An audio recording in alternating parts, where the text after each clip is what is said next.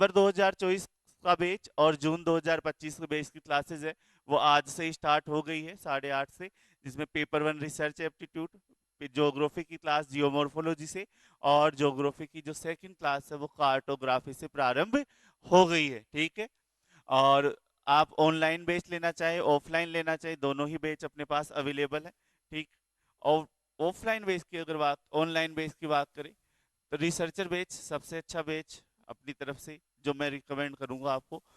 इस बैच में आपको ईयर की तो क्या मिलती है, सब्सक्रिप्शन मिलता है। उसके बाद लाइव प्लस रिकॉर्डेड क्लासेस आपको मिलती है। इसके अलावा आपको पेपर 1 और पेपर 2 दोनों की, पेपर 2 यानी ज्योग्राफी, दोनों की लाइव और रिकॉर्डेड क्लासेस रहेगी। पेपर 1 की अगर नोट्स की बात करें तो पेपर 1 के नोट्स आपको पीडीएफ के रूप में मिलेंगे। ज्योग्राफी के नोट्स है वो आपको बुक के फॉर्मेट में मिलेंगे, जो हम यहाँ से आपको कोरियर करवाएंगे। ठीक है। उसके अलावा आपको इसमें टेस्ट सीरीज मिलता है और पीवाईक्यू बुक भी मिलती है। पीवाईक्यू टेस्ट के साथ साथ पीवाईक्यू बुक भी मिलेगी और आपके बोर्ड के पीडीएफ भी अवेलेबल रहेंगे। तो सब कुछ मिलता है, सारी चीजें एक ही प्लेटफॉर्म पर एक ही जगह पर आपकी अवेलेबल रहती है। जैसे ये जियोमॉर्फोलॉजी की बुकलेट है ना, तो सिंपल छोटी छोटी बुकलेट्स में अपने इनको बांट रखा है। टोटल 17 बुकलेट है। जैसे कृषि भूगोल का अलग से है, राजनीतिक भूगोल का अलग है, जियोमॉर्फोलॉजी भू आकृति विज्ञान का अलग से है। तो इस तरह से हमने पूरे जो 10 से 10 यूनिट है उनको इस तरह से बांट रखा है। कहाँ पे मिलेगा? पाथ फाइंडर लर्निंग ऐप पर, जिसका लिंक आपका डिस्क्रिप्शन में है। पेपर 1 अगर आप लेना चाहें तो पेपर 1 अलग से अवेलेबल है। पेपर 2 ज्योग्राफी की क्लासेस क्लासेस अगर आप लेना चाहें तो वो भी अवेलेबल है। और अगर हमारी पीवाई की बुक आप लेना चाहते हैं जिसमें यूनिट वाइज और टॉपिक वाइज आपको सारी चीजें मिलती है, तो आप मुझे मेरे नंबर 7339998354 पर संपर्क कर सकते हैं। ठीक है। और साथ ही एक और चीज बता दूं कि अपनी ऐप पर आपको बहुत सारे फ्री टेस्ट भी अवेलेबल है। ठीक है। तो वो जाके दें, प्रैक्टिस करें अच्छे से। ठीक है। ऐसा नहीं कि ऐप डाउनलोड नहीं करेंगे कि पेड ही मटेरियल अवेलेबल रहता है, नहीं, फ्री मटेरियल भी आपको बहुत सारा अवेलेबल है। तो कल अपन ने क्या जाना था कि जियोमॉर्फोलॉजी में कौन कौन सी चीजें हैं। जैसे हमने 22 टॉपिक पढ़ने हैं तो उन टॉपिक्स के बारे में जाना था। ठीक है। किस तरह से पढ़ने हैं, क्या क्या इनमें चीजें होती है, ये सारी चीजें अपन ने जानी थी। कि सौर परिवार, पृथ्वी की गतियां, पृथ्वी की उत्पत्ति, अक्षांश देशांतर, है ना, पृथ्वी की आंतरिक संरचना, बाह्य बल, आंतरिक प्रक्रम, ये सारी चीजें अपन ने जानी थी। और उसके अलावा महाद्वीपीय विस्थापन, प्रवाह सिद्धांत, प्लेट विवर्तन, भौगोलिक चक्र, ढाल, भूसन्नति, है ना, और लास्ट में मॉडर्न जियोमॉर्फोलॉजिस्ट। तो इन सब चीजों पे अपन ने चर्चा करी थी कि ये सारी चीजें अपने को जियोमॉर्फोलॉजी में पढ़नी है। ठीक है। सिंपल सिंपल ये चीजें अपने को पढ़नी है। उसके बाद में अपन एक चीज पर चर्चा करना चालू करे थे। कौन सी चीज है? कि जियोमॉर्फोलॉजी को अगर पढ़ना है तो अपन दो तीन मेथड अपना सकते हैं। ठीक है। या तो हम पृथ्वी को अंदर से पढ़े, अंदर से पढ़ने का मतलब है आंतरिक संरचना से।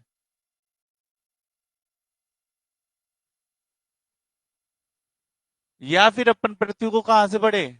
बाहर से। तो बाहर से पढ़ोगे तो मतलब स्थलाकृतियों से।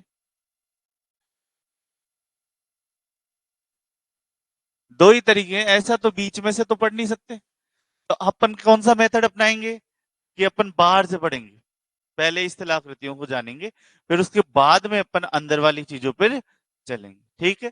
तो जब अपन स्थलाकृतियों की बात करते हैं कि स्थलाकृति होती क्या है, तो जो दृश्य भूमि हमें दिखाई दे रही है, जो हम देख रहे हैं अपनी आंखों से आमने सामने, तो ये दृश्य भूमि में बहुत सारी स्थलाकृतियां है।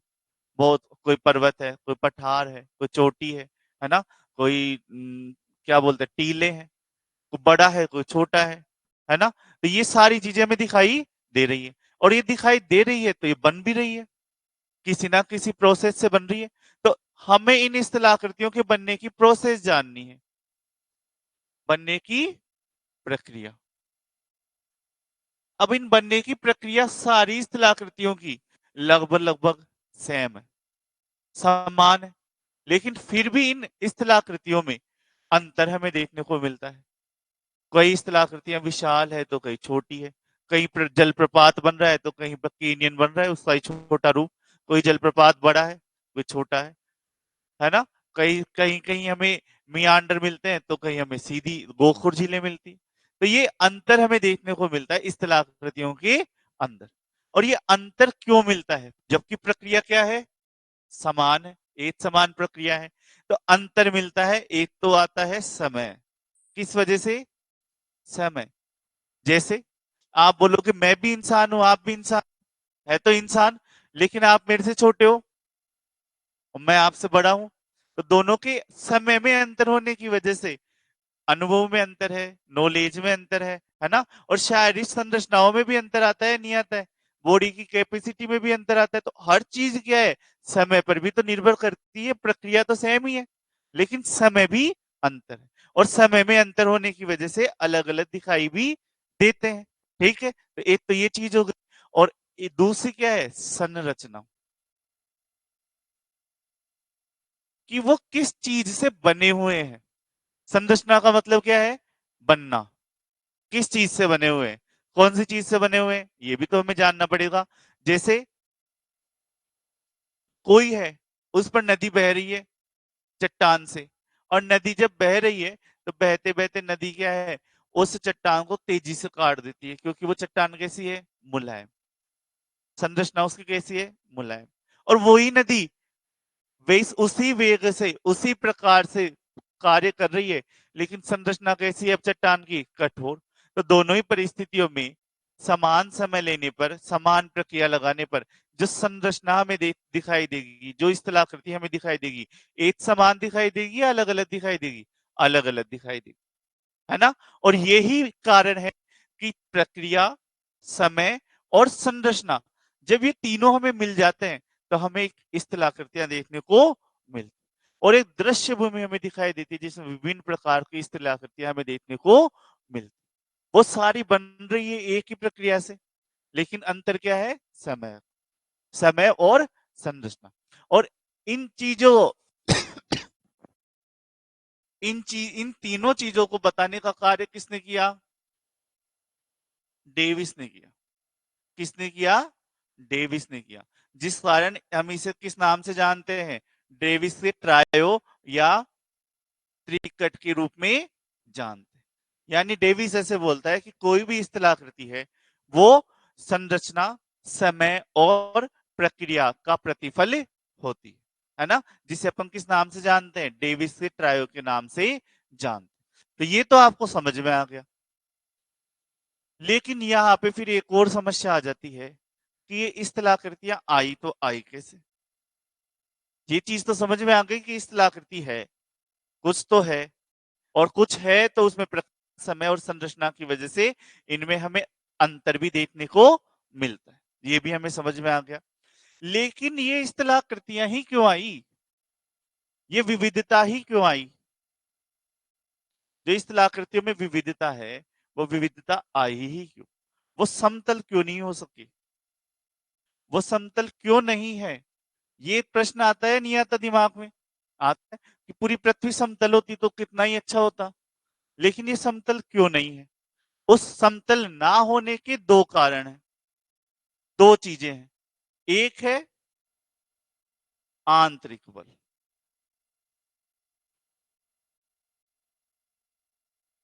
और दूसरा है बाह्य बल। अभी आंतरिक बल और बाह्य बल है क्या, आंतरिक बल जो पृथ्वी के अंदर से लगते हैं, है ना। पृथ्वी के अंदर आंतरिक संरचनाओं की वजह से ये बल उत्पन्न होते हैं। जैसे कौन कौन से बल आते हैं आंतरिक बलों में, अगर हम आंतरिक बलों की बात करें तो वलन आएगा या नहीं आएगा, भ्रंशन आएगा या नहीं आएगा, ज्वालामुखी आएगा, भूकंप आएगा,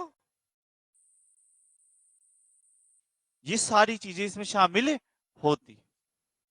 लेकिन ये वलन, भ्रंशन, ज्वालामुखी, भूकंप, इनकी वजह से पृथ्वी पे क्या आ जाती है, हलचल उत्पन्न होती है धरातल पर। और धरातल पर जब हलचल उत्पन्न होती है तो उससे क्या है, विषमता उत्पन्न होती है। क्या उत्पन्न होती है? विषमता। जब ये विषमता उत्पन्न, यानी ये मेरी पृथ्वी की सीधी, लेकिन नीचे भूकंप है, ज्वालामुखी है, तो ये पृथ्वी कैसी हो गई?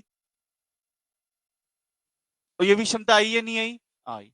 इस विषमता उत्पन्न होने के बाद ही आपका ये बल कार्य करता है, जिसे अपन किस नाम से जानते हैं? बाह्य बल। बाह्य बल ऐसे नहीं है कि समतल क्षेत्र पर कार्य करने लग गया, समतल क्षेत्र पर कभी भी कार्य नहीं करेगा। क्यों कार्य नहीं करेगा? जैसे हम फर्श बनाते हैं और फर्श आपका बिल्कुल समतल है, जैसे टेबल है, इस टेबल पे पानी डालो, कहां पे जाएगा? कहीं नहीं जाएगा, बिल्कुल समतल है, वहीं रखा रहेगा। लेकिन इसमें ढाल होता थोड़ा बहुत, ऐसे स्लोप वाली होती, तो उस ढाल के अनुसार जाता है नहीं जाता पानी। तो ये विषमता मूलक जो बल है, जो बाह्य बल है, समान है, लेकिन वो समानता जब भी ला सकते हैं जब पहले से विषमता हो, है ना? और विषमता किस वजह से उत्पन्न होगी? आंतरिक बलों की वजह से होगी। तो ये जो आंतरिक बल है वो पहले विषमता लाएंगे, इस समतल धरातल को उबड़ खाबड़ बनाएंगे। जब विषमता आएगी तो विषमता आने के साथ ही बाह्य बल कार्य करेंगे, ठीक है? और बाह्य बल क्या लाएंगे? समानता। समानता जब बाह्य बल लाएंगे तो ये समानता किस कारण से लाएंगे? उत्पन्न कैसे होंगे? उत्पन्न होंगे ढाल की वजह से, ढाल या प्रवणता। किस वजह से उत्पन्न होंगे? ढाल या जब तक समानता है तो ये उत्पन्न ही नहीं होंगे। और इसमें गुरुत्वाकर्षण का महत्वपूर्ण योगदान होगा या नहीं होगा? होगा। गुरुत्वाकर्षण का महत्वपूर्ण योगदान होगा। गुरुत्वाकर्षण के साथ साथ जैसे पवन चलानी है, हवा चलानी है, तो हवा में गुरुत्वाकर्षण का योगदान होगा क्या? हवा में गुरुत्वाकर्षण का योगदान नहीं होगा, लेकिन सूर्य ताप का तो होगा, है ना? तो गुरुत्वाकर्षण हुआ, सूर्य ताप हुआ, पृथ्वी का घूर्णन हुआ, है ना? तो इन सब चीजों का इनमें महत्वपूर्ण योगदान होता है, जिस वजह से बल उत्पन्न होते हैं। पर ये बल इस कारणों की वजह से तो उत्पन्न होते हैं, लेकिन उत्पन्न होने के लिए पहले विषमता आनी जरूरी। अगर विषमता नहीं है कि ये सारे कारण भी है भी, तो ये बल उत्पन्न नहीं होंगे। जैसे समतल सतह है तो पृथ्वी तो घूम ही रही है ना, मना थोड़ी कर रही है पृथ्वी घूमने से, तो फिर उसमें ढाल कैसे आएगा? नदी कैसे कार्य कर पाएगी? नदी को कार्य नहीं कर पाएगी ना। गुरुत्वाकर्षण तो फिर भी है, घूर्णन तो फिर भी है, सूर्य ताप तो फिर भी है, लेकिन जब तक समतल सतह में विषमता नहीं आएगी और फिर इन कारणों की वजह से फिर आपके ये बल बनना प्रारंभ होंगे। जिससे जितना ज्यादा ढाल होगा उतना ही नदी का वेग तेज होगा, जितना ज्यादा नदी नदी का वेग तेज होगा उतनी ही ज्यादा नदी अपरदन करेगी ना, काटेगी, और जितना ज्यादा काटेगी उतना ही ज्यादा प्रभावी बाह्य बल होगा या नहीं होगा? होगा।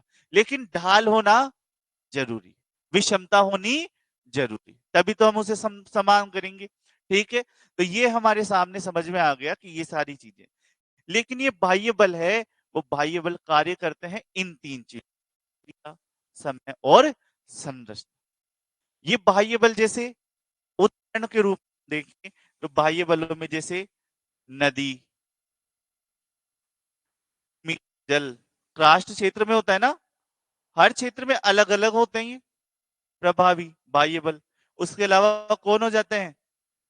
हिमानी, पवन, तरंग, सागरीय तरंग, है ना? तो ये सारी चीजें प्रभावी होती है, और ये प्रक्रम है, ये सारी प्रोसेस है जिनके माध्यम से होगा। नदी को काटे जाएंगे, पर्वत को काटा जाएगा, सॉरी, पर्वत को काटा जाएगा, मैदान बनाए जाएंगे, भूमि काष्ठ क्षेत्रों में, वायु वाले क्षेत्र में, रेगिस्तानी क्षेत्र में, और ये तीनों चीजें इस पे प्रक्रिया समान रहती है ना। नदी की प्रक्रिया कोई से भी क्षेत्र में ले जाओ एक समान रहेगी, परंतु समय अलग अलग होगा, युवावस्था, वृद्धावस्था, प्रौढ़ावस्था। और संरचना कौन सी बह रही है, कठोर संरचना है या संरचना है, ठीक है? जैसे मैं एक एग्जाम्पल देके बताता हूँ, है ना? कौन सा एग्जाम्पल ले बताओ? नदी का ले, तो नदी का एग्जाम्पल ले लेते हैं अपन, है ना? एक पूरी प्रोसेस ही बता देता हूँ।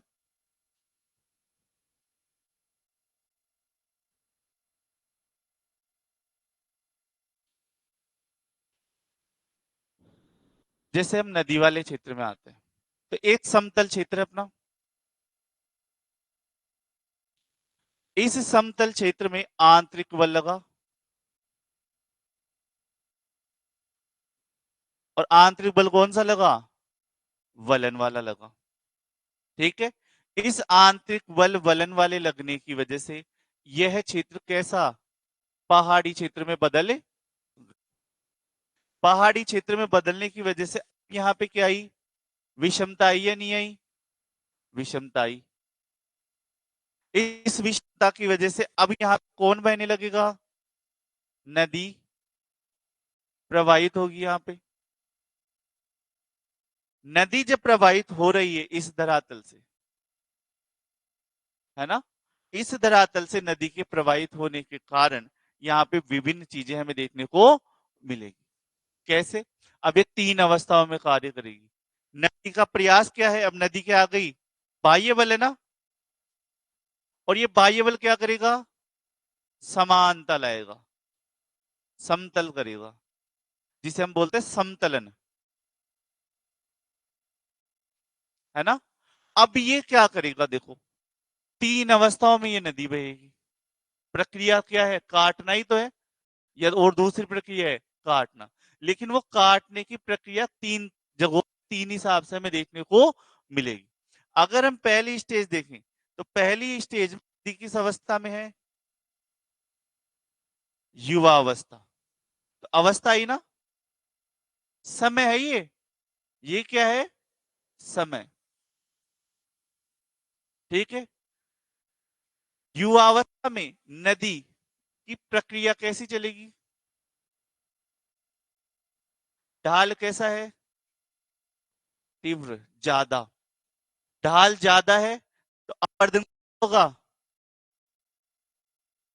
अपर्दन भी ज्यादा। लेकिन कैसा अपर्दन ज्यादा? ये भी तो इंपॉर्टेंट है। काटना तो है मुझे, तोड़ना तो है। जैसे हम प्याज काट, है ना, तो प्याज एक तो चक्कू से काटो और एक हथेली से फोड़ के काटो। काटना तो प्याज प्याज को है ही, लेकिन दोनों को काटने का तरीका अलग है या एक जैसा है? अलग अलग। और दोनों के परिणाम भी अलग आते हैं, है ना। तो जब नदी तेजी से बह रही है, ढाल ज्यादा है, ढाल ज्यादा है तो उसका वेग भी ज्यादा होगा या नहीं होगा? वेग भी ज्यादा होगा। तो ऐसी स्थिति में अपर्दन भी ज्यादा होगा। लेकिन कैसा अपर्दन?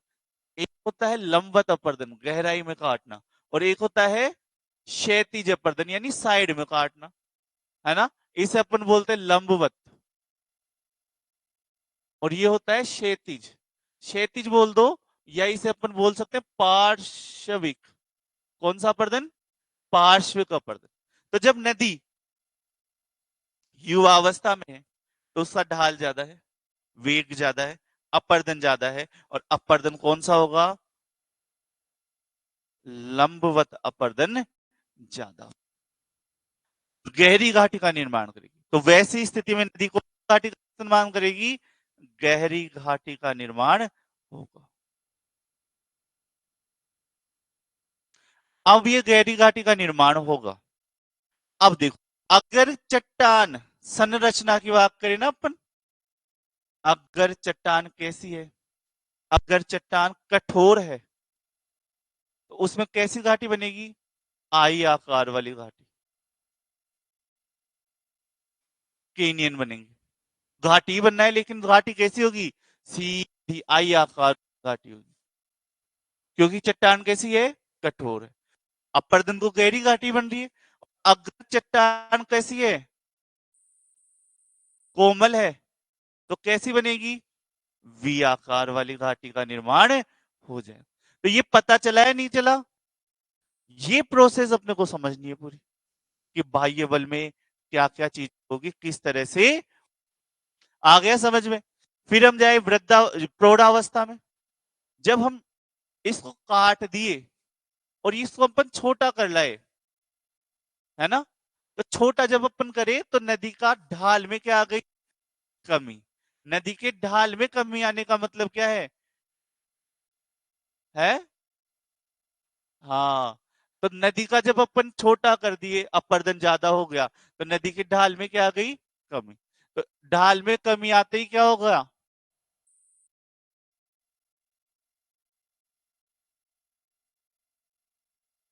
अब प्रौढ़ावस्था में क्या हुआ, ढाल में क्या आ गई, कमी। ढाल में कमी आने की वजह से वेग में क्या आ गई, वेग में कमी आने की वजह से अपर्दन होगा या नहीं होगा, अपर्दन कम होगा। और जब अपर्दन कम होगा, वेग कम है, तो उस वजह से अब जो अपर्दन होगा वो पार्श्विक अपर्दन अपने को ज्यादा देखने को मिलेगा। समझे या नहीं समझे। और जब पार्श्विक अपर्दन मिलेगा तो वैसी स्थिति में नदी कैसी आकार की घाटियां बनाएगी, यू आकार की घाटी, चौड़ी घाटियों का निर्माण हमें देखने को मिलेगा। समझ गई ये बात। तो ये आ गई अपनी संरचना, चौड़ी आकार वाली घाटी। और फिर तीसरे में आ जाते हैं, उसमें क्या हो जाएगा, वृद्धावस्था में हम आ जाएंगे। यानी नदी जो यहाँ पे युवावस्था में थी, उससे दूसरे में ढाल में क्या आ गई, कमी, तो ये प्रौढ़ावस्था में आ गई। और अब ढाल कैसा हो गया, मंद, है ना। तो अब ढाल क्या हो गया, क्योंकि काट रहे हैं ना, तो अब ढाल क्या हो गया, ढाल हो गया बराबर। तो वेग भी क्या हो गया, धीमा। ढाल कुछ नहीं है तो वेग भी क्या हो गया, धीमा। और अब अपर्दन नहीं होगा, अब अपर्दन नहीं होगा। अपर्दन के स्थान पे दूसरी प्रक्रिया प्रारंभ हो गई यहाँ पे। और दूसरी प्रक्रिया कौन सी प्रारंभ हो गई, निक्षेपण। और निक्षेपण की वजह से स्थलाकृतियां जो बनेगी वो अलग बनेगी, है ना। और निक्षेपण की वजह से कौन बनेगी, समतल मैदान का निर्माण होगा। और ये समतल मैदान कौन सा है, डेल्टा वाला।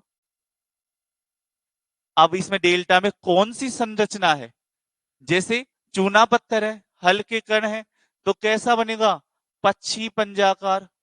सुना हुआ है क्या। अगर बजरी है तो कैसा डेल्टा बनेगा, चापाकार। अलग अलग प्रकार के डेल्टा बनते हैं। तो ये मान लो कि आप, तो वो संरचना पे डिपेंड है कि कौन सी संरचना हमारे पास। यही प्रोसेस हमने को पढ़नी है। इसमें विभिन्न प्रकार की स्थलाकृतियां हमें देखने को मिलेगी, विभिन्न प्रकार की प्रक्रियाएं हमें देखने को मिलेगी। पर अपना उद्देश्य क्या है, अपना उद्देश्य है कि ये विषमता जो उत्पन्न हो गई, उस विषमता को किस में लाना है, समता में लाना है। उस समता में लाने में नदी का क्या रोल है, नदी कैसे कार्य कर रही है, ये सारी चीजें अपने को पढ़नी है। फिर नदी के बाद पवन। अब ऐसा तो है नहीं कि मरुस्थलीय क्षेत्र में समानता लाने के लिए नदी कार्य करेगी, वहां तो कौन कार्य करेगा, पवन। और हिमानी वाले क्षेत्र में हिम। तो सबके अलग अलग अपने को पढ़ने हैं कि हिमानी वाले क्षेत्र में हिम कैसे समानता लाती है, पवन वाले क्षेत्र में पवन कैसे समानता लाती है, और नदी वाले क्षेत्र में नदी कैसे समानता लाने का प्रयास करती है। और उस समानता लाने के प्रयास में वो सारे कौन कौन सी स्थलाकृतियों को बनाती। तो उन स्थलाकृतियों के नाम जानने हैं, बनने की प्रक्रिया जाननी है, ये सारी चीजें हमें इसमें देखनी है। नवंबर 2024 का बैच और जून 2025 के बैच की क्लासेस है वो आज से ही स्टार्ट हो गई है 8:30 से, जिसमें पेपर 1 रिसर्च एप्टीट्यूड, ज्योग्राफी की क्लास जियोमॉर्फोलॉजी से, और ज्योग्राफी की जो सेकंड क्लास है वो कार्टोग्राफी से प्रारंभ हो गई है, ठीक है। और आप ऑनलाइन बैच लेना चाहे ऑफलाइन लेना चाहे, दोनों ही बैच अपने पास अवेलेबल है, ठीक। और ऑफलाइन बैच की अगर बात, ऑनलाइन बैच की बात करें, तो रिसर्चर बैच सबसे अच्छा बैच अपनी तरफ से जो मैं रिकमेंड करूंगा आपको। इस बैच में आपको ईयर की तो क्या मिलती है, सब्सक्रिप्शन मिलता है। उसके बाद लाइव प्लस रिकॉर्डेड क्लासेस आपको मिलती है। इसके अलावा आपको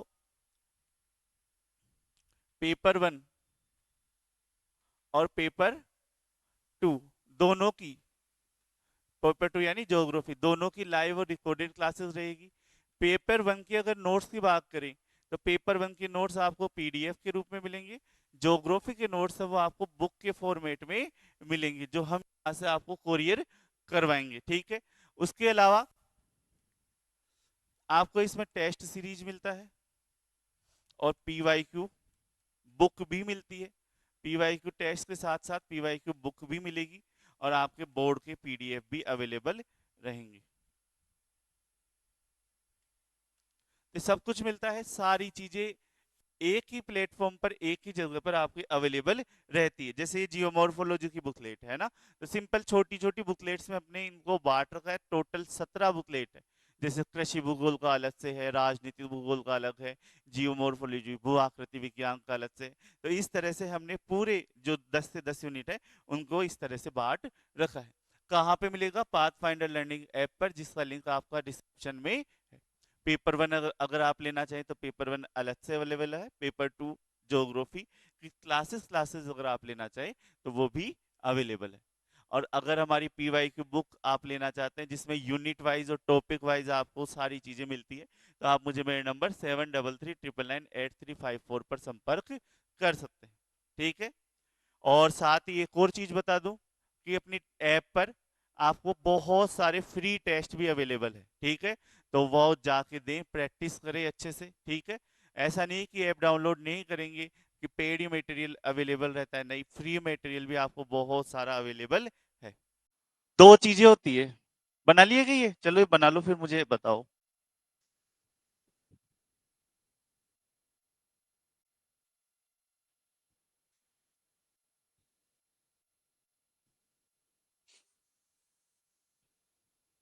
बना लिए? तो मुझे एक चीज बताओ, फिर यहां से आपके कॉन्सेप्ट और थोड़े से क्लियर होते चलेंगे। 6 शब्द हैं। एक है युवावस्था, एक है प्रौढ़ावस्था, एक है वृद्धावस्था। फिर उसके बाद में एक शब्द आता है आपकी ऊपरी घाटी, मध्यम घाटी, और आती है निचली घाटी। तो ये एज जैसे ही है क्या? ऊपरी घाटी प्रौढ़ावस्था एक ही बात है, मध्यम घाटी और ऊपरी घाटी युवावस्था एक ही बात है, मध्यम घाटी और प्रौढ़ावस्था एक ही बात है, और निचली घाटी और वृद्धावस्था एक ही बात है। या इनमें कोई अंतर भी है? एज जैसी है? नहीं, इनमें अंतर है। यह आपके आती है अपर्दन चक्र में,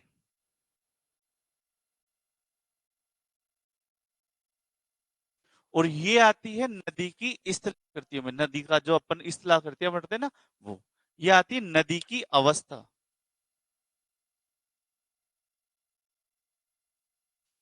अपर्दन चक्र का मतलब क्या है? अपर्दन चक्र का मतलब है ऊंचे उठे भाग को समतल मैदान में बदलना। यही है ना अपर्दन चक्र? और ये नदी, इसमें नदी की अवस्था का मतलब है उद्गम से मुहाने तक नदी की प्रक्रिया। अब आप बोलो इन दोनों में क्या अंतर है? बेसिक अंतर क्या है? देखो, जब हम बात करते हैं कि प्रौढ़ावस्था, वृद्धावस्था, युवावस्था, तो धरातल रहता है सेम। उस धरातल जब ऊंचा है तो वह किस में है? युवावस्था में। जब धरातल को नदी ने काटा और इस धरातल को नदी ने काट कर छोटा कर दिया, तो ये कौन सी अवस्था हो गई? प्रौढ़ावस्था। और इसी धरातल को, पहाड़ को काट कर नदी ने क्या बना दिया? समतल मैदान। तो ये क्या हो गई? वृद्धावस्था। समझ में आया अंतर तीनों का? लेकिन नदी एक क्षेत्र से बह रही है, उस क्षेत्र में जहां इसका ढाल ज्यादा है, जो ऊंचा क्षेत्र है जहां इसका ढाल ज्यादा है, वेग ज्यादा है, वो है इसकी ऊपरी घाटी। जहां इसका ढाल मंद है वो क्या है? इसकी निचली घाटी। और जहां इसका ढाल बिल्कुल समाप्त हो जाता है वो क्या है? वो मध्यम हो जाएगा, और ये क्या हो जाएगा? निचली घाटी। अब इन तीनों में, दोनों में अंतर समझ में नहीं आया क्या? कि ये प्रक्रिया है हिमालय, हिमालय पर्वत ऊंचा है, फिर छोटा होगा और समतल मैदान बदल जाएगा। तो ये स्थलाकृति की प्रक्रिया है। और ये अवस्थाएं हैं नदी की, जैसे गंगा नदी हिमालय में बह रही है तो ऊपरी घाटी, मैदान में आ गई तो मध्यम घाटी, और डेल्टाई वाले क्षेत्र में चली गई तो वो निचली घाटी। तो ये अंतर, बेसिक अंतर ये है। बाकी अपन तीनों को साथ ही समझते हैं, एक ही जैसा समझते हुए चलते हैं, पर एक जैसे नहीं है, दोनों तीनों चीजें अलग अलग। स्थलाकृतियां भी अलग अलग बनाते हैं, है ना। इनमें बेसिक अंतर हमें देखने को मिलेगा, ज्यादातर तो सेम ही बनाते हैं, पर भी इनकी स्थलाकृतियों में भी हमें अंतर देखने को मिलता है। ठीक है, तो ये ध्यान रख लो, समझ में आ जाएगा कॉन्सेप्ट ये। तो इसको भूल मत जाना, क्योंकि बहुत से क्वेश्चन एग्जाम में आपके गलत हो जाते हैं अगर आप इस चीज को ध्यान में नहीं रखोगे तो, कि ऊपरी घाटी की बात कर रहे हैं या निचली घाटी। तो अपन ने बाह्य बल आंतरिक बलों के बारे में जाना, किस तरह से वो इन्हें प्रभावित करते हैं, है ना। अभी बना लेना फिर, है ना, साथ में बना लेना। और हम इन सारी चीजों को देखते हुए हमें ये पता चलता है कि पूरी पृथ्वी पर भू आकृतियां बनती है, और वो स्थलाकृतियों को अपन कितने भागों में बांटते हैं, 3 भागों में बांटने का कार्य करते हैं। और वो 3 स्थलाकृतियां कौन सी है, प्राथमिक, द्वितीयक और तृतीयक, 3 प्रकार की स्थलाकृतियां हमें देखने को मिलती है। प्राथमिक स्थलाकृतियों में कौन आते हैं, महाद्वीप और महासागरों का महत्वपूर्ण स्थान है। जो बड़े भाग है वो कौन है, प्राथमिक। फिर सारी प्रक्रिया इन्हीं पे चल रही है, तो प्राथमिक में महाद्वीप और महासागर। फिर इन महाद्वीप और महासागरों की बनने की वजह से, इनमें टकराहट की वजह से, इनको टूटने की वजह से, और इनमें अनेक प्रक्रियाएं होने की वजह से और स्थलाकृतियां हमारे सामने आती, जो कौन सी है, वलन, ब्रंशन, पर्वत, पठार और मैदान। तो ये हमारे सामने आती है स्थलाकृतियां। तो इन्हें अपन बोलते हैं द्वितीयक। जब दो महाद्वीप टकराएंगे तो उनमें वलन होगा, तो वलन से पर्वत बनेगा नहीं बनेगा, टूटेंगे तो भ्रंशन होगा, उत्थान होगा तो पठार बनेगा, मैदान बनेगा। तो यानी महाद्वीपों में प्रक्रिया हो रही है। ठीक है, अब ये दोनों चीजें किस वजह से बनती है, प्राथमिक और द्वितीयक जो है वो किस वजह से बन रहे हैं, आंतरिक बलों से, बाह्य बलों से, आंतरिक बलों से। किस वजह से बन रहे हैं, आंतरिक बलों से बन रहे हैं। ठीक है, फिर आते हैं हमारे पास एक और प्रक्रिया जिसे अपन क्या बोलते हैं, तृतीयक स्थलाकृतियां, तृतीय प्रकार की। जब मेरा पर्वत बन गया तो उस पर्वत पर नदी की वजह से अनेक प्रकार की छोटी मोटी स्थलाकृतियां बनेगी ना, तो उन्हें अपन डालेंगे किसमें, तृतीयक, है ना। जब मेरे पास मैदान बन गया और उस मैदान में पवन के द्वारा अनेक स्थलाकृतियां बनेगी, तो उसे अपन डालेंगे तृतीयक। तो ये जो तृतीयक स्थलाकृति है, जैसे नदी का मैदान, छत्रशिला, गोखुर झील, यारदांग, अरेट, ये किसमें शामिल होती है, ये बाह्य बलों के द्वारा बनती है। किस वजह से बनती है, बाह्य बलों के द्वारा बनती है। और इनके प्रकार याद हो जाएंगे ना अब, प्राथमिक में महाद्वीप महासागर दो ही है, द्वितीयक में वलन, भ्रंशन, पर्वत, पठार और मैदान, और ये दोनों किस वजह से बनते हैं, आंतरिक। तृतीयक में कौन सी स्थलाकृति आती है, जैसे नदी का मैदान पर छत्रशिला, गोखुर झील, भृगु, एक भृगु भी आता है ना, सबसे ज्यादा यही पूछा जाता है एग्जाम में, भृगु कौन सी स्थिति है, तृतीयक। ठीक है, तो ये किस वजह से बनेंगे, बाह्य बलों की वजह से बनेंगे।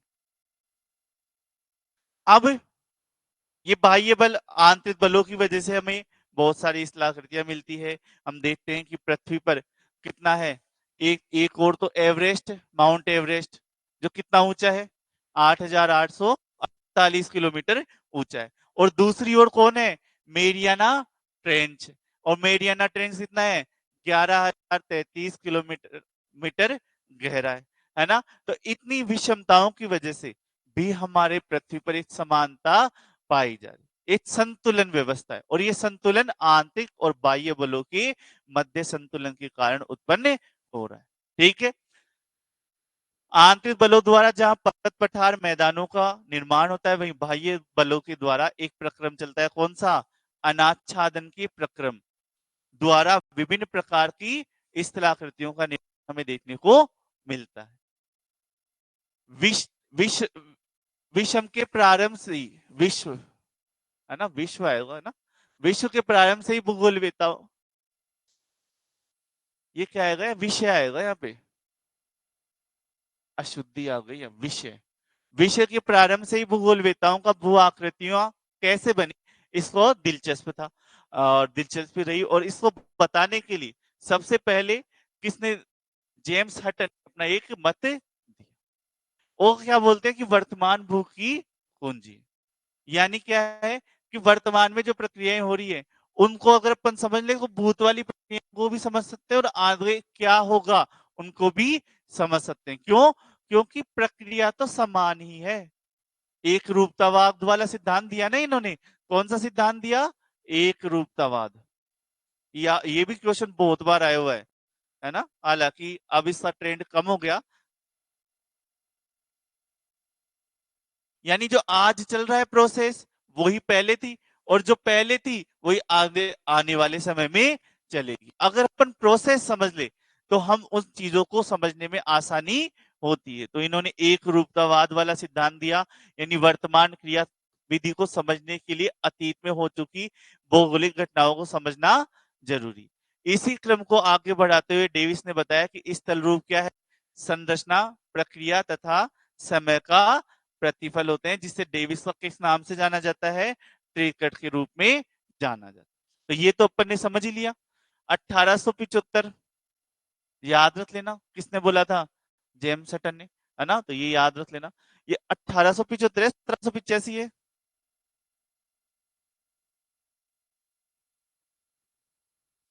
है ना,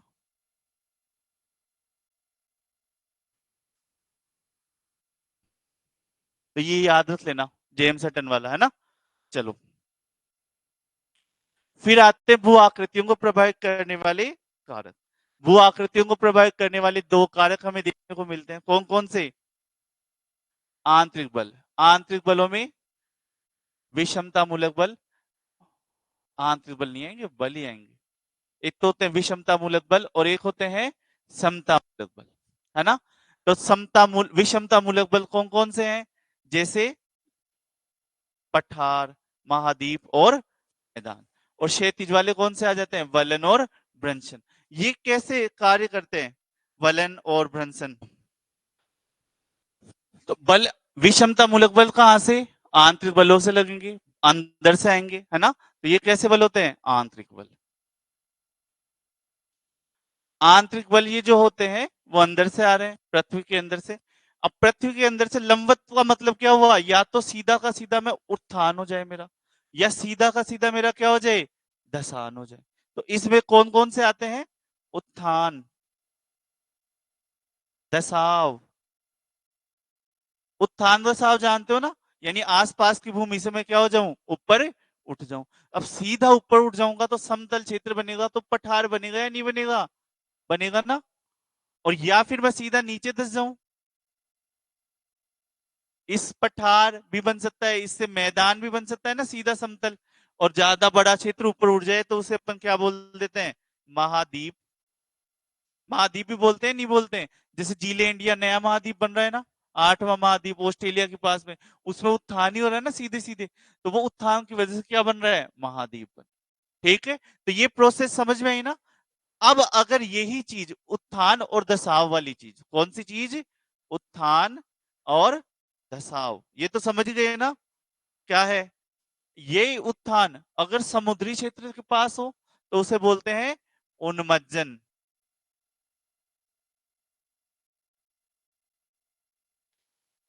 और अगर यही दसाव समुद्री क्षेत्र के पास हो तो उसे क्या बोलते हैं? निमज्जन। यानी क्या हुआ कि कोई एक क्षेत्र है मेरा और ये समुद्र है, ये क्षेत्र धस गया नीचे और समुद्र का विस्तार आगे तक हो गया, तो इसे मैं किस प्रक्रिया के नाम से जानूंगा? निमज्जन। और यहां से क्षेत्र कोई ऊपर उठ गया तो ये कौन सा हो गया? उन्मज्जन। और अगर धरातल पर ही हो रहा है सिंपल सिंपल, तो वो कौन सी प्रक्रिया हो जाती है? आपके दसाव और उत्थान वाली प्रक्रिया हो जाती है। और ये किन में आते हैं? लंबवत चीजों में आते हैं, या तो सीधा मैं ऊपर उठूंगा या सीधा मैं नीचे जाऊं, तो इन्हें अपन लंबवत बल बोलते हैं। ठीक है, और इनकी वजह से पठार, मैदान और महाद्वीपों का निर्माण होता है। तो ये समझ में आ गया। फिर हमारे पास एक और प्रक्रिया आती है जिसे अपन किस नाम से जानते हैं? क्षैतिज के कारण जानते हैं। किस नाम से जानते हैं? क्षैतिज प्रक्रिया के रूप में जानते हैं। क्षैतिज प्रक्रिया में क्या होगा, या तो मैं पास पास आऊंगा, इसे बोलते हैं संपीड़न। किस नाम से जानते हैं, संपीड़न, यानी दबाना, पास पास आ रहा हूं। या फिर मैं जाऊंगा दूर दूर, जिसे हम बोलते हैं तनाव। किस नाम से जानते हैं, तनाव के नाम से जानते हैं। जब मैं पास पास आ रहा हूं, संपीड़न कर रहा हूं, तो मैं उस स्थलाकृति में क्या लाऊंगा, वलन उत्पन्न करूंगा, लहर उत्पन्न करूंगा। उस लहर को अपन किस नाम से जानते हैं, वलन। तो इस वलन की वजह से हमारे पास पर्वत बनेंगे या नहीं बनेंगे, बनेंगे ना, वलित पर्वत। ठीक है।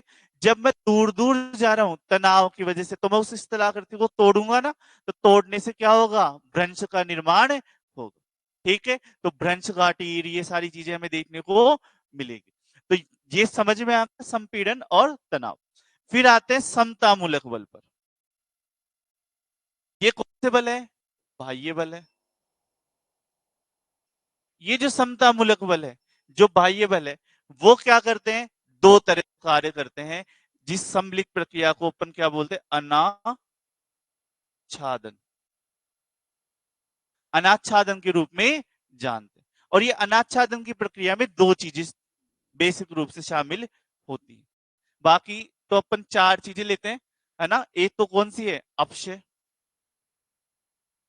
जानते हो ये तो। दूसरा होता है अपर्दन, तीसरा होता है परिवहन, और फिर होता है निक्षेपण। ठीक है। अब इसमें दो चीजें इंपॉर्टेंट है, अपक्षय और अपर्दन। अपक्षय क्या होता है, अपक्षय होता है चट्टान का स्वयं स्थाने टूटना, स्वयं स्थाने विखंडन, विघटन या विखंडन। ये अपने स्थान पे खुद से ही टूट जाए, तो ये कौन हो जाएगा, या विखंडन चट्टान का, तो वो हो गया अपक्षय। जैसे भौतिक प्रक्रियाओं, ताप की वजह, दाब की वजह से, तो ये क्या हो जाता है, विखंडन। ठीक है। और रासायनिक प्रक्रियाओं का, जैसे जंग लग गई, जैसे एनहाइड्रेट खनिज, अगर उसमें, तो एनहाइड्रेट खनिज होता है, तो उसमें वर्षा हो गई और चट्टान फूल गई। जानते हो एनहाइड्रेट क्या होते हैं, कैसे खनिज होते हैं, प्रयोग में नहीं लिए। दिवाली, दिवाली पे सजावट करते हो घर पे, है ना, और वो एक छोटी छोटी बोल लाते हो, उनको पानी में डालते हो, वो बड़ी हो जाती है ना। तो वो पानी को सोख लेती है और एब्जॉर्ब होकर बड़ी हो जाती है, उनमें भी एनहाइड्रेट होता है। अब ये खनिज किसी चट्टान में और वर्षा हो वहां पे, तो वो चट्टान फूलेगी या नहीं फूलेगी, टूट जाएगी ना फिर वो चट्टान दबाव की वजह। तो ये प्रक्रिया हमें देखने को मिलती है रासायनिक में। जलयोजन की वजह से आपकी जंग लग जाती है ना। जैसे चूना क्षेत्र है, चूना क्षेत्र में अम्लीय वर्षा हो गई या वर्षा ही हो गई, तो उस वजह से क्या हो गया, चूना कट के समाप्त हो जाएगा, तो वहां पे भी रासायनिक प्रक्रिया है। फिर जैविक प्रक्रिया क्या हो गई, अपन ही चट्टान तोड़ने ही पहुंच गए अपन जेसीबी लेके, है ना। या पेड़ है, तो पेड़ की जड़ों की वजह से, चूहों की वजह से बिल बना के, तो वो जैविक प्रक्रिया में आ जाता है, समझ गए। फिर उसके बाद में हम आते हैं अपर्दन। अपर्दन होता है काटना, अपर्दन होता है काटना, टूटना नहीं होता। टूटना तो मतलब होता है कि खुद से ही टूट गए, काटने का मतलब है कोई लेके आया आपको काटने के लिए। ठीक है। तो यहाँ पे अपर्दन होता है काटना, और काटेगा कौन, नदी काटेगी, नदी तोड़ेगी उसे, पवन तोड़ेगी उस चट्टान को, उस चट्टान को तरंग द्वारा, हिमनद द्वारा तोड़ा जा रहा है, तो वो हो जाता है अपर्दन, समझ गए। और इन दोनों की वजह से समानता आएगी या नहीं आएगी, आएगी। अब देखो, अब अगर किसी क्षेत्र में अपक्षय प्रक्रिया प्रभावी है और फिर वहां पे नदी भी बह रही है, तो अपर्दन उस चट्टान का तेजी से होगा ज्यादा या धीमे धीमे होगा, तेजी से होगा, क्योंकि वो चट्टान खुद से ही कमजोर हो चुकी है। और अगर किसी क्षेत्र में अपक्षय प्रक्रिया प्रभावी नहीं है, और वहां पे अपर्दन भी फिर धीमी गति से होता है, क्योंकि वो चट्टान मजबूत चट्टान रह जाती है। तो अपक्षय है वो चट्टा अपर्दन की दर को बढ़ाता है या कम करता है, बढ़ाता है, उस प्रोसेस को जल्दी पूरा करता है। ठीक है। अब अपर्दन में ये कारण, परिवेश में क्या होता है, एक स्थान से, यानी ऊपरी घाटी में नदी ने जो अपरदन करा है उसको नदी अपने साथ बहाकर कहां पे ले जाती है, निचली घाटी की ओर ले जाती है। और निक्षेपण में क्या होता है, डालना, जो काटा हुआ माल है उसको निक्षेपित करना।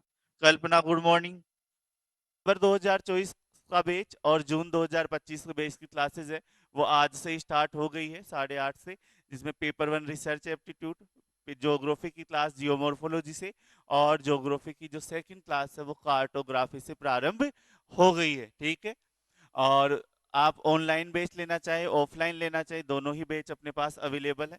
ठीक, और ऑफलाइन बैच की अगर बात, ऑनलाइन बैच की बात करें तो रिसर्चर बैच सबसे अच्छा बैच अपनी तरफ से जो मैं रिकमेंड करूंगा आपको।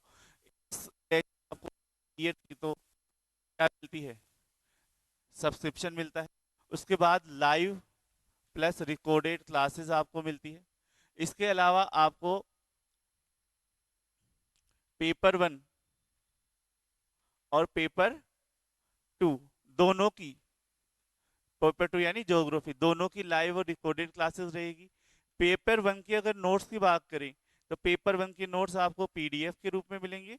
ज्योग्राफी के नोट्स है वो आपको बुक के फॉर्मेट में मिलेंगे, जो हम यहाँ से आपको कोरियर करवाएंगे। ठीक है, उसके अलावा आपको इसमें टेस्ट सीरीज मिलता है और पीवाईक्यू बुक भी मिलती है। पीवाईक्यू टेस्ट के साथ साथ पीवाईक्यू बुक भी मिलेगी और आपके बोर्ड के पीडीएफ भी अवेलेबल रहेंगे। ये सब कुछ मिलता है, सारी चीजें एक ही प्लेटफॉर्म पर एक ही जगह पर आपकी अवेलेबल रहती है। जैसे ये जियोमॉर्फोलॉजी की बुकलेट है ना, तो सिंपल छोटी छोटी बुकलेट्स में अपने इनको बांट रखा है। टोटल 17 बुकलेट है। जैसे कृषि भूगोल का अलग से है, राजनीतिक भूगोल का अलग है, जियोमॉर्फोलॉजी भू आकृति विज्ञान का अलग से। तो इस तरह से हमने पूरे जो 10 से 10 यूनिट है उनको इस तरह से बांट रखा है। कहाँ पे मिलेगा, पाथ फाइंडर लर्निंग ऐप पर, जिसका लिंक आपका डिस्क्रिप्शन में है। पेपर 1 अगर आप लेना चाहें तो पेपर 1 अलग से अवेलेबल है। पेपर 2 ज्योग्राफी की क्लासेस क्लासेस अगर आप लेना चाहें तो वो भी अवेलेबल है। और अगर हमारी पीवाई की बुक आप लेना चाहते हैं जिसमें यूनिट वाइज और टॉपिक वाइज आपको सारी चीजें मिलती है, तो आप मुझे मेरे नंबर 7339998354 पर संपर्क कर सकते हैं। ठीक है, और साथ ही एक और चीज बता दूं कि अपनी ऐप पर आपको बहुत सारे फ्री टेस्ट भी अवेलेबल है। ठीक है, तो वो जाके दें, प्रैक्टिस करें अच्छे से। ठीक है, ऐसा नहीं कि ऐप डाउनलोड नहीं करेंगे कि पेड ही मटेरियल अवेलेबल रहता है, नहीं, फ्री मटेरियल भी आपको बहुत सारा अवेलेबल है। था ना, अब देख लेते हैं, दोबारा से समझ लो। अनाच अनाच्छादन क्या होता है, आंतरिक और बाह्य बलों के कार्य करने का परिणाम होता है। और हम कह सकते हैं कि आंतरिक बल भी क्षमता लाने का कार्य करते हैं और बाह्य बल क्षमता लाने का प्रयास करते हैं। तो एक जो स्थलाकृति बनेगी वो स्थलाकृति किसका परिणाम होगी कि उस स्थलखंड पर कितना तो आंतरिक बल कार्य कर रहा है और कितना बाह्य बल। उससे जो हमें स्थल रूप दिखाई देता है उसे अपन किस नाम से जानते हैं, स्थलाकृति के नाम से जानते हैं। तो हम दो एग्जाम्पल लेते हैं। एक, दो पर्वत है हमारे पास, एक तो है अरावली और दूसरा है हिमालय। इस हिमालय पर भी बाह्य बल कार्य करेगा, अरावली पर भी कार्य करेगा, और इन पर भी आंतरिक बल कार्य करेगा। लेकिन अरावली चूंकि पुरानी है, बड़ी पर्वतमाला है, पुरानी है, इस कारण इस पर आंतरिक बल का प्रभाव क्या हो गया, कम हो गया। आंतरिक बल का प्रभाव कम होने की वजह से और बाह्य बल का प्रभाव बढ़ने की वजह से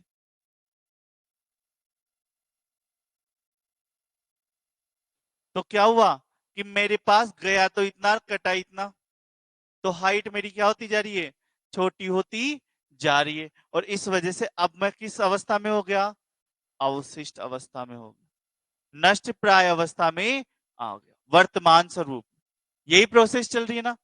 हिमालय भी वैसे ही बना है जैसे अरावली बनी है, लेकिन हिमालय पे क्या है, आंतरिक बल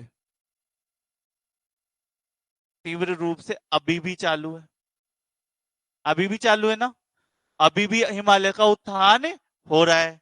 और बाह्य बल क्या है, वो भी तीव्र है, लेकिन आंतरिक बल की तुलना में क्या है, कम प्रभावी है, जिस वजह से हिमालय की ऊंचाई अभी भी बढ़ रही है ना।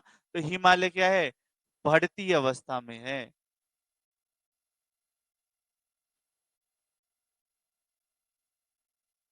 और इस चीज से हमें क्या पता चला कि दो अलग अलग स्थलाकृतियां हैं, दो अलग अलग चीजें हैं, लेकिन दोनों पर आंतरिक बल और बाह्य बल का परिणाम क्या है, अलग अलग।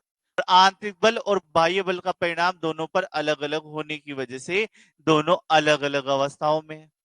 एक नष्ट होने की अवस्था में है और दूसरा बढ़ती हुई अवस्था में।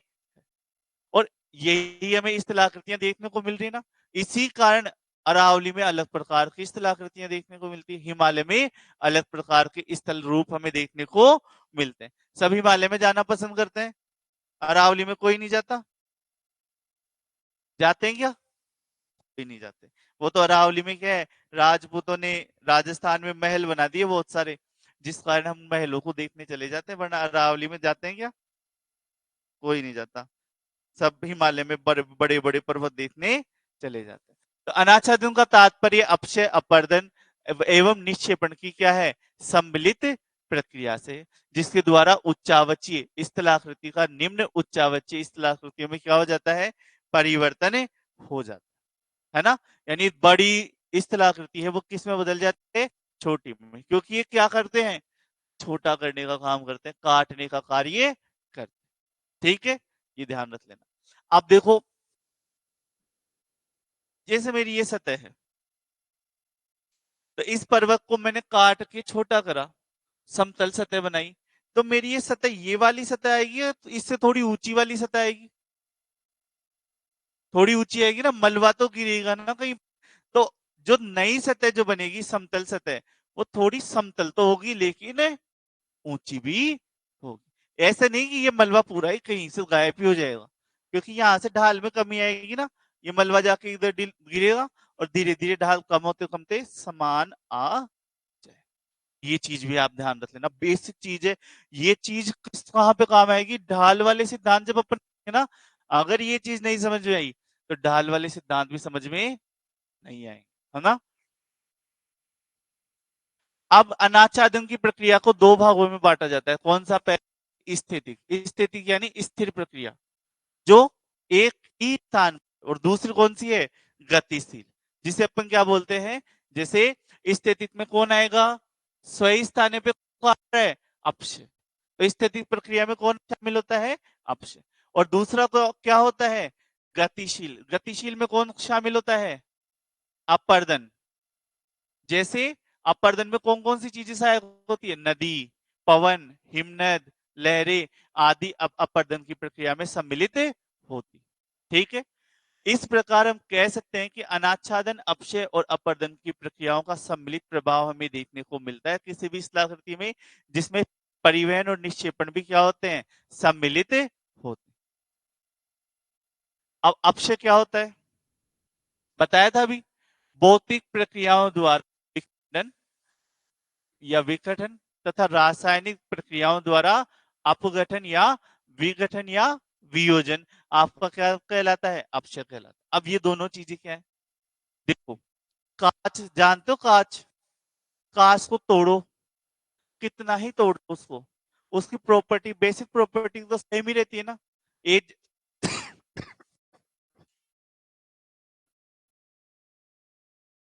एक जैसा रहता है या अलग अलग हो जाता है?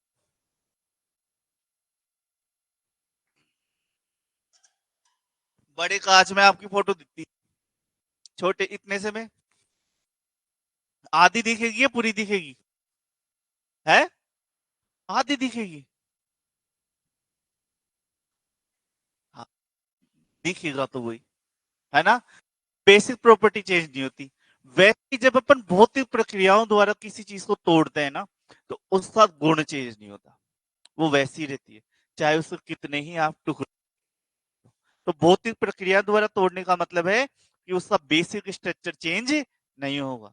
उसका रंग काला है तो वो काला ही रहेगा, कितना ही तोड़ लो। उस वो कठोर है तो वो कठोर ही रहेगा, है ना। उसकी बेसिक प्रॉपर्टी में कोई भी चेंज नहीं होगा। लेकिन रासायनिक अगर हो रहा है, रासायनिक तरीके से तोड़ रहे अपन, अपघटन कर रहे हैं, वियोजन कर रहे हैं, तो वैसी स्थिति में क्या है, उसका चेंज हो जाएगा। जैसे लोहे का था, लेकिन रासायनिक प्रक्रिया द्वारा जंग लगी और अब वो मिट्टी बन गई। तो चेंज हुआ है नहीं हुआ? हुआ। जैसे नमक है, नमक को तोड़ा बेसिक प्रॉपर्टी में चेंज हो गया। एनहाइड्रेट को तोड़ा बेसिक प्रॉपर्टी में चेंज हो गया। तो जब रासायनिक प्रक्रिया द्वारा करते हैं तो उसकी बेसिक प्रॉपर्टी में क्या हो जाता है? चेंज हो जाता है, गुणों में चेंज हो जाता है। ठीक है, तो गुण में चेंज होकर टूटना तो रासायनिक, और बिना गुण में चेंज हुए कितना ही तोड़ लो सेम रहे तो वो क्या हो जाता है? भौतिक। तो ये टूटना अपने ही स्थान पे क्या कहलाता है आपका? अपक्षय कहलाता है। यानी चट्टानों का भौतिक प्रक्रियाओं द्वारा विघटन, या ये अच्छे से याद रख लेना, विघटन क्या है और विखंडन क्या है, ये भौतिक प्रक्रियाओं द्वारा है ना। और रासायनिक प्रक्रियाओं द्वारा अपघटन, विघटन और वियोजन, ये क्या कहलाता है? अपक्षय कहलाता है। ठीक है, फिर शैल विखंडन क्या होता है? तो वो तो वही चीज है ना, खनिजों का संगठन पहले की बात ही रहे। और अपघटन क्या होता है? उसमें चट्टानों में खनिजों का निष्कासन हो जाता है, और इसे अपन किस नाम से जानते हैं? विभेदी अपक्षय के नाम से भी जानते हैं। यानी इसमें रासायनिक परिवर्तन में, रासायनिक चीजों में परिवर्तन हो गया। कुछ खनिज है वो निकल जाएंगे चट्टान से, चट्टान से निकल गए तो विभेदन हो गया दोनों में, तो अपन उसको किस नाम से जानेंगे? विभेदी अपक्षय। तो विभेदी अपक्षय आपका ये कौन सी प्रक्रिया द्वारा होगा? रासायनिक प्रक्रिया द्वारा होगा।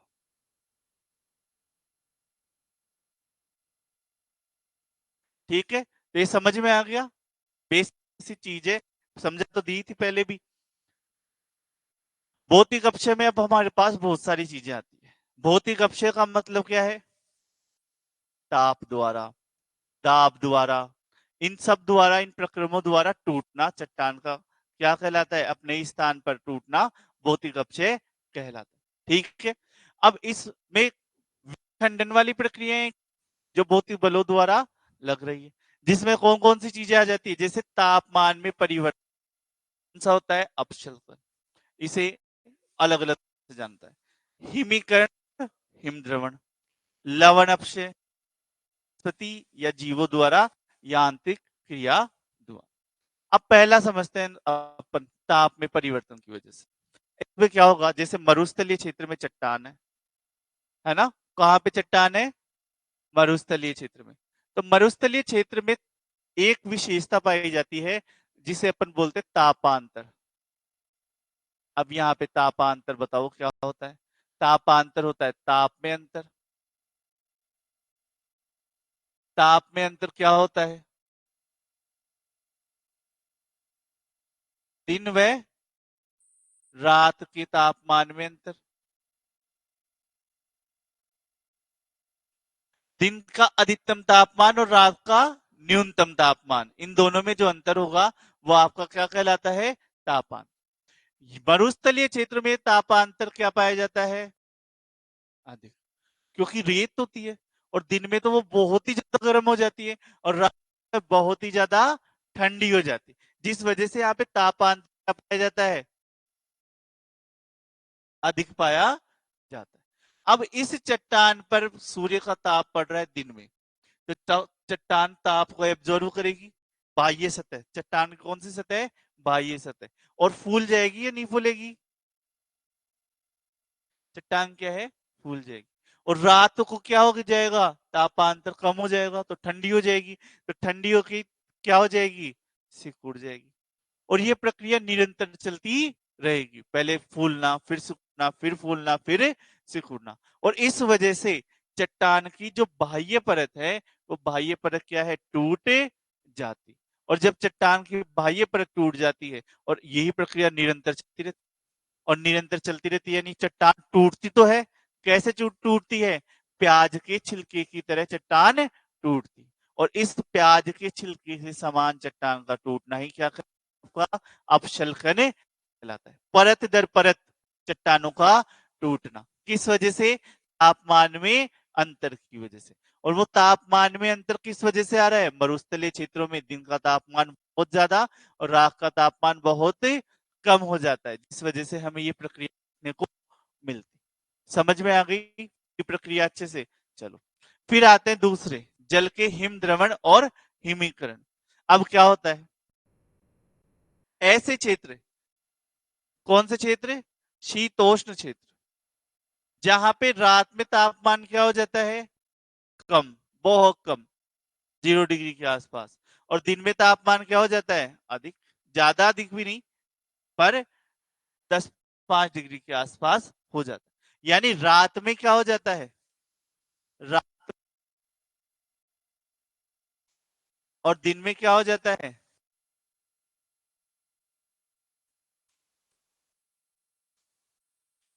अपने को कोई समस्या है क्या? नहीं है। बर्फ जमे पिघले, अपने को क्या ही समस्या है।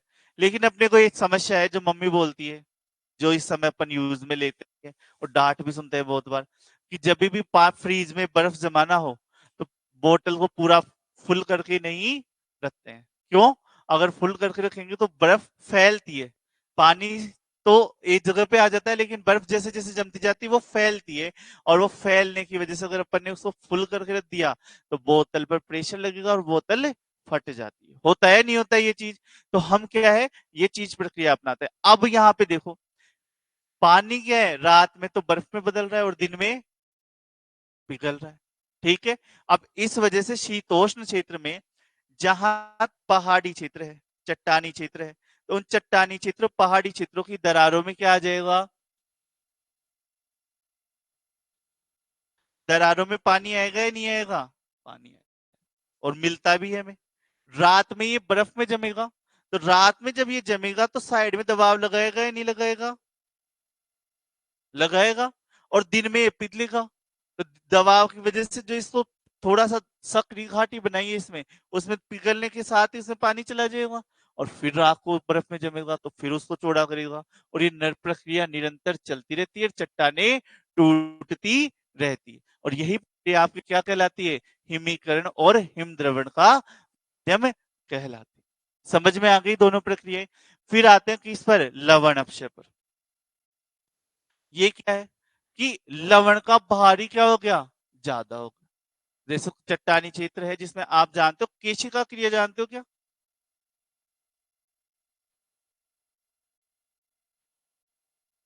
जिसे अपन बोलते हैं कैपिलरी रिएक्शन, सुना हुआ है? क्या होती है?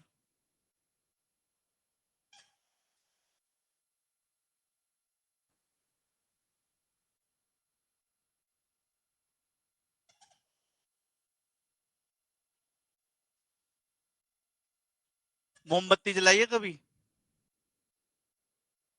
अगरबत्ती, और चिमनी। चिमनी जानते हो क्या होती है? पता? पहले यूज में केरोसिन वाला तेल डाल के जलाते थे, है ना? या दीपक जलाया हुआ है? तो ऐसे बताओ, दीपक जब आप जलाते हो तो बत्ती जलाते, लेकिन वो तेल कैसे ऊपर जाता है? वही कैपिलरी रिएक्शन है ना? वही कहलाता है कि कोई चीज है वो ऊपर की ओर प्रवाहित होती जाती है ना?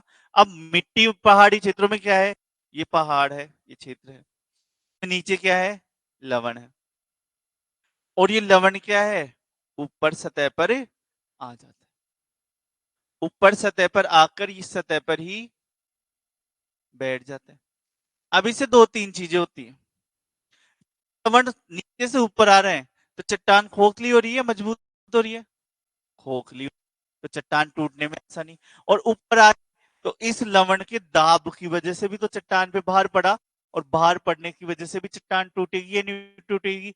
टूटेगी। तो दोनों ही प्रक्रियाओं के माध्यम से चट्टान टूट जाती है, जिसे अपन क्या बोलते हैं? लवण अपक्षय के रूप में जानते हैं। कैपिलरी रिएक्शन होता है नीचे से ऊपर की ओर लवण का आना। जैसे क्या होता है, सामान्यतः अगर अपन देखें, मरुस्थलीय क्षेत्र में होता है एक प्रक्रिया मानी जाती है जिसे अपन बोलते हैं कल्लर। क्या होती है? कल्लर। ये ऐसे क्षेत्र में होती है जहां पे लवण होते हैं, है ना? मरुस्थलीय क्षेत्र में होते हैं ना लवण, और वो लवण है वो नीचे बैठे हैं, वैसे बोल रहे हैं हमें कोई डिस्टर्ब नहीं करेगा। पर मनुष्य ऐसे बोल रहा है, जब आपने मुझे बोल दिया कि डिस्टर्ब नहीं करना है, तो डिस्टर्ब तो करना जरूरी है ना? जैसे मैं आपको बोल दूं कि पढ़ना, तो आप बोलोगे अब तो मैं बिल्कुल ही नहीं पढ़ूं, है ना? और जब मैं ऐसे बोल दूं कि मत पढ़ना, तो अब क्या बोलोगे?